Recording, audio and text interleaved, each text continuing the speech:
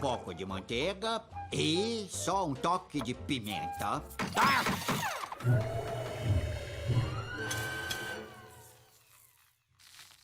No tapete, não! Ah! Bob Esponja, dá pra sossegar? Eu estou tentando cozinhar! Oi, Lula Molusco. Só estou dando um jeitinho na casa. Bom, você fez cair pimenta no meu tapete importado! Tá bom, Lula Molusco. Ai, Bob Esponja! O nome molúscula vem do latim mollis, que significa mole. Os molúsculos, eles são animais de corpo mole, como seu próprio nome diz, e geralmente envoltos por uma concha. A concha, ela está presente em ostras, mariscos, caracol e caramujo. Em algumas espécies, como a lula, a concha é interna. Já em outros, é ausente, como no polvo. A concha, ela é muito importante para proteger o corpo mole dos moluscos e evitar a perda de água. Características gerais dos moluscos é que eles são animais invertebrados, ou seja, são caracterizados pela ausência de coluna vertebral e do crânio. Eles também são triblásticos, eles possuem 3 folhetos embrionários, que é o endoderme, mesoderme e ectoderme. Eles são celomados, então eles possuem uma cavidade corporal revestida por tecido derivado da mesoderme, que a gente chama de celoma. Os molúsculos têm uma simetria bilateral e protostômios, que é pelo blastóporo origem na boca. Os moluscos, eles se destacam por ter o corpo mole e, na maioria das vezes, com a presença de concha protetora, como eu já havia dito anteriormente. O corpo dos molúsculos, eles apresentam uma divisão básica, como vocês podem ver a imagem ao lado. O pé ele auxilia o animal na movimentação e fixação e escavação. A massa visceral é a porção do corpo do molúsculo, na qual os órgãos são internos. O manto é a dobra de tecido que recobre a massa visceral e é responsável por secretar a concha nos animais em que ela pode estar. Em algumas espécies, o manto é chamado de cavidade do manto, na qual se alojam as brânquias e abre-se o sistema digestório, excretor genital. Um pouco sobre a morfologia dos moluscos é que eles são celomados, ou seja, esses celomas surgem através do desenvolvimento embrionário e a sua função é dar mais espaço para as vísceras dos animais. Dando mais espaço para as vísceras dos animais, a gente tem um maior desenvolvimento dos órgãos. A gente também tem o sistema circulatório aberto ou fechado. O sistema circulatório aberto é a maioria e eles não têm sangue de verdade, e sim a hemolinfa. E no sistema circulatório aberto, o sangue ele não completa todo o ciclo dos vasos até o final. E se ele começa nos vasos e aí desvia, então o sangue ele não segue os vasos. Agora no sistema fechado, que é o que a gente tem, o que os seres humanos têm, o sangue segue os vasos sanguíneos. E nós, seres humanos, por exemplo, a gente tem o sangue de verdade. E agora, outro animal que possui um sistema circulatório fechado, né, que são as lulas e os polvos, eles possuem o hemocianina. Hemocianina tem um tom azulado. Por quê? Porque é derivado do cobre. E a gente, né, tem o sangue vermelho, o sangue de verdade, a gente tem a hemoglobina, que é derivado do ferro, por isso que nosso sangue é avermelhado. Um exemplo para todo mundo entender muito bem o sistema circulatório fechado é, por exemplo, o coração está batendo aqui. O coração precisa levar o sangue até o dedo. E ele vai seguir completamente o caminho dos vasos. Ele não vai desviar esse caminho, porque tem um vaso assim, do coração até o dedo. A gente também tem o sistema respiratório, o cutâneo, as brânquias e os pulmões. O cutâneo todos os moluscos, que é pela pele. As brânquias é a maioria, né, dos marinhos, Mas tem alguns moluscos marinhos que possuem uma respiração pulmonar. Por exemplo, os caramujos de água doce. A respiração deles eles não fazem pelas brânquias, e sim pelos pulmões. E o corpo deles não é segmentado. Os moluscos também possuem um sistema excretor, o metanefrídeo. O metanefrídeo é onde a secreção vai se concentrar no celoma. Não é mais no corpo todo, é no celoma. E a gente tem 2 poros, nefrostoma, que desemboca no celoma, como eu falei, e o nefridioporo, que elimina, né, a excreção e desemboca na cavidade do manto. O metanefrídeo, né, aquáticos, eles excretam a amônia, que é tóxica. E os terrestres, eles conseguiram um grande desenvolvimento, né? Eles transformam a amônia em ácido úrico. E nos metanefrídeos, né, a gente tem que eles absorvem o que é importante e eliminam o que não é, quase como se fosse um rim. A gente também tem o sistema digestório. O sistema digestório, como já foi dito anteriormente, é completo, tendo a boca e o ânus. A gente também tem o sistema nervoso. O sistema nervoso é o sistema ganglionar. Ou seja, a gente tem aqui a cabeça, o pé e a massa, tudo por gânglios. E o sistema nervoso, a gente pode ter os órgãos de sentido, que são os tentáculos, que podem ser táteis, de você sentir o que você está pegando, o que você está encostando, ou quimiorreceptores, de onde você vai ter receptores e você vai conseguir perceber, por exemplo, a presença de algum predador. Então, quando tem um molusco andando ali em cima de uma pedrinha, por exemplo, e tá vindo um predador, esses receptores, eles vão perceber, o molusco, né, obviamente vai perceber e vai se esconder na sua concha, ficando assim protegido.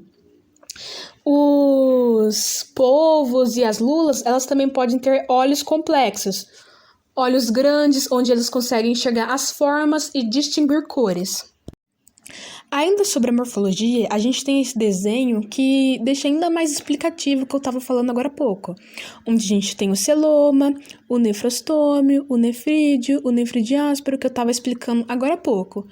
E aqui também a gente tem a boca. A boca, a principal função dela, né, alimentação. A gente tem os cordões nervosos perdais, que seriam os pés. Os pés têm a função de locomoção. A gente também tem o ânus tem a função de excreção. A gente sempre tem que lembrar que os moluscos possuem um sistema digestório completo. Tendo o sistema digestório completo, eles têm a boca e o ânus. A gente também tem aí, ó, no desenho, né, na ilustração, a concha. A principal função da concha é a proteção. Então, por exemplo, o molusco percebe pelos seus quimiorreceptores que tem algum predador se aproximando. Então, ele vai se esconder, né, dentro da concha, que aí fica muito mais difícil do predador conseguir alguma coisa com ele. A gente também tem o manto, né? O manto produz a concha. E a gente tem a massa visceral. A massa visceral é onde estão todos os órgãos internos, como, por exemplo, o intestino, a aorta. E um elemento muito interessante que a gente tem aqui é a rádula. A gente vai ver um pouquinho mais sobre a rádula. Lembrando que não são todos os moluscos que possuem a rádula. E como a gente pode perceber aí na imagem, né, a gente percebe que o molusco está com a boca meio aberta e a rádula fica bem na base da boca dele, né? E ela parece uma estrutura que tem uma serrinha, parece um monte de serrinha, um monte de dentinhos. E a função dela é raspar o alimento. Por exemplo, o molusco está lá numa rocha. Aí tem o alimento preso ali no substrato, né, na rocha. As algas, por exemplo, muitos moluscos se alimentam de algas. Então, a função dela, né, da rádula, é raspar ali, deixando mais fácil pro molusco poder se alimentar e tudo mais. Os moluscos têm reprodução sexual, sendo que em sua maioria apresentam sexos separados, macho e fêmea, com exceção de alguns bivalves, ostras, nudibrancos, aplicias e pulmonates caracol, os quais são animais hermafroditas. Dependendo da espécie de molusco, a fecundação pode ser interna ou externa. Na fecundação interna é a qual o espermatozoide é liberado no corpo da fêmea. Já a externa é onde o macho libera o espermatozoide e a fêmea o óvulo na água. Após a fecundação, ocorre a formação de uma larva livre nadante, a larva trocofora, e logo depois o estágio de larva veliger, que é exclusivo dos moluscos. Até mesmo no caso de animais C6. Animais C6 são aqueles que não possuem capacidade de locomoção, vivem fixas, como as outras e os mexilhões que passam a integrar o plâncton, até que se fixem definitivamente. Agora, sobre a classificação, a gente tem uma divisão em 7 classes, sendo bivalvia, gastrópoda e cefalópodes os principais, mas vamos aprofundar um pouco mais agora. As aplacóforas, como o próprio nome já sugere, não possuem conchas.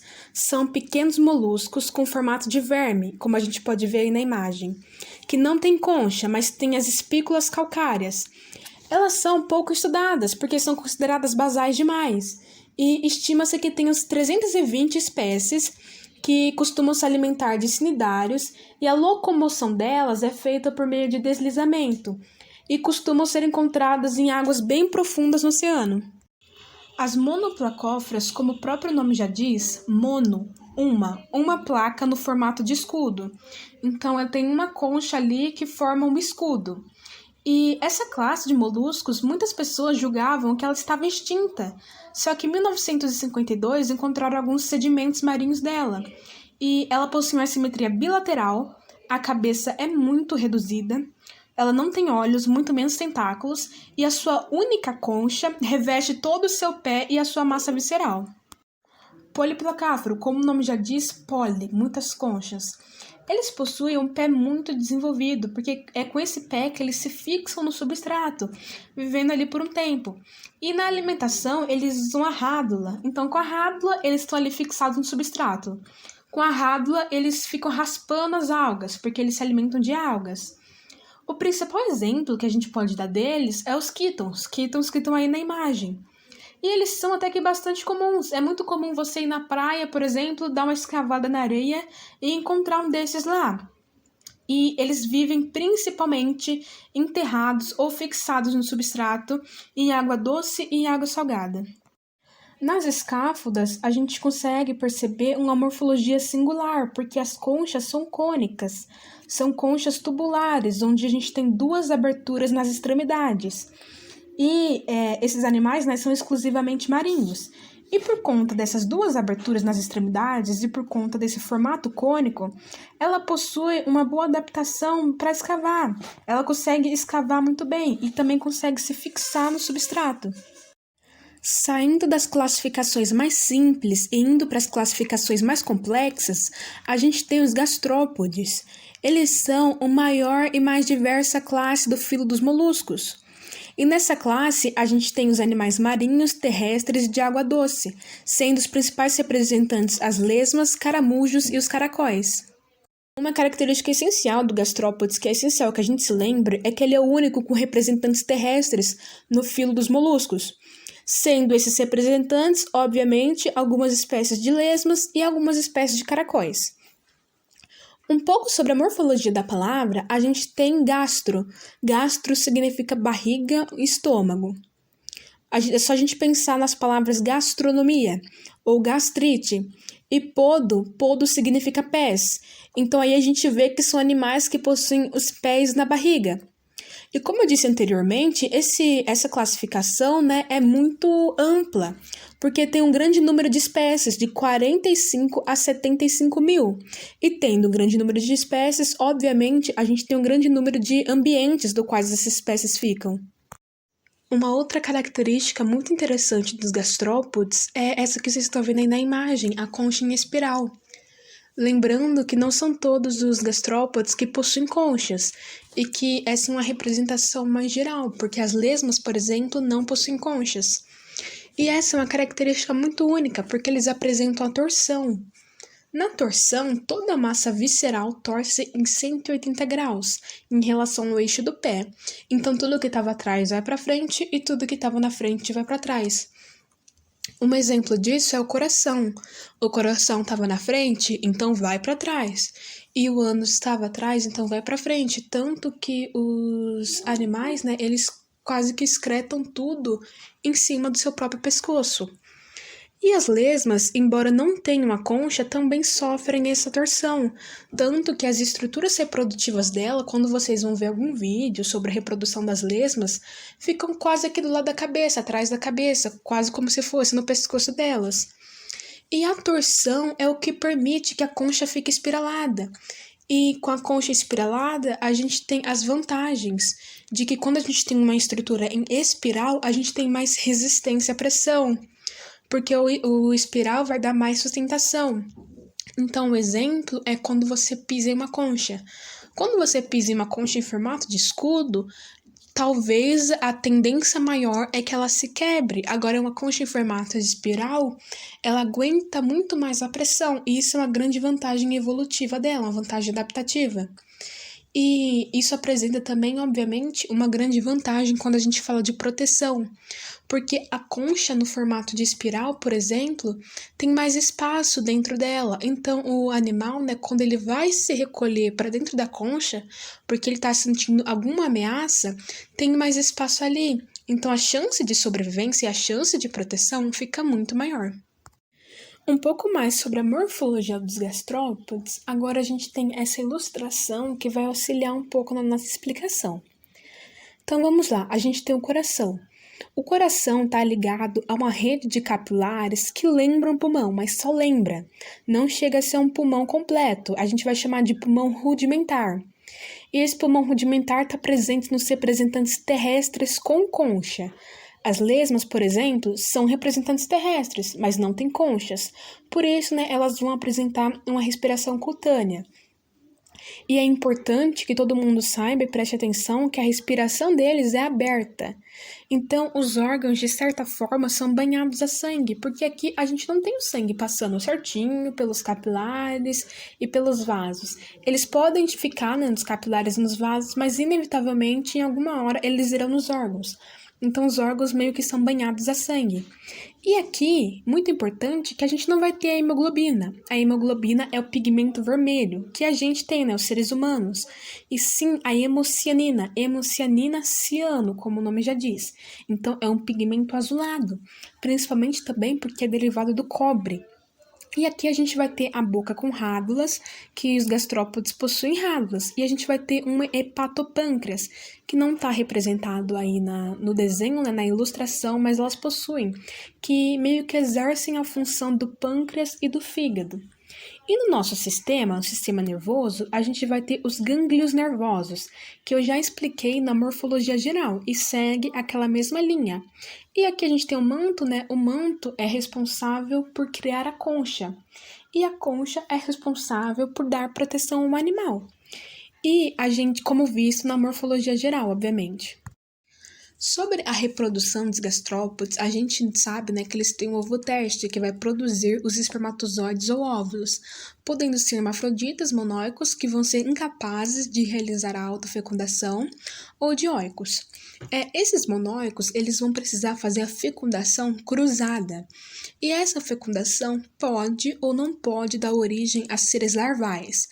Existem os gastrópodes com desenvolvimento direto e os com desenvolvimento larvais. Após a fertilização dos ovos acontecer, eles são depositados em cavidades no chão. E a gestação costuma durar cerca de 16 dias mais ou menos.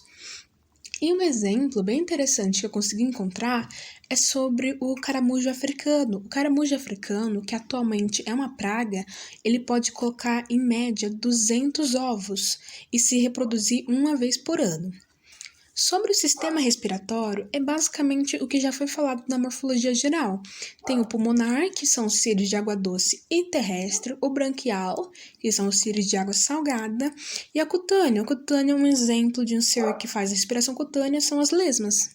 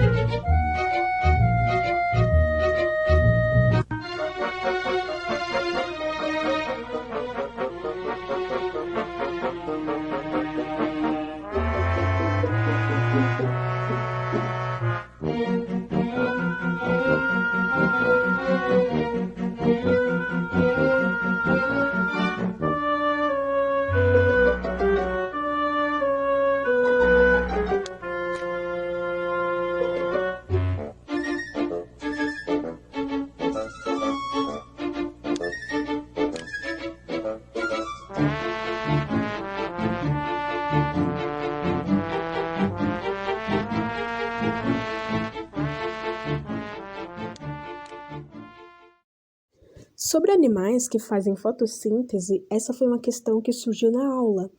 E eu pesquisei e existe a Elsia clorótica. A Elsia clorótica também pode ser chamada de lesma ou lebre do mar, e ela, curiosamente, como a gente consegue ver na imagem, se parece com uma folha. Ela é capaz de viver meses alimentadas pela luz do sol, como se fosse uma planta mesmo. Então, elas acabam roubando o cloroplasto das algas e incorporam eles nas suas células digestivas. E como o cloroplasto não é ser vivo, né, é uma organela e não tem ideia onde eles estão, eles continuam a fazer a fotossíntese.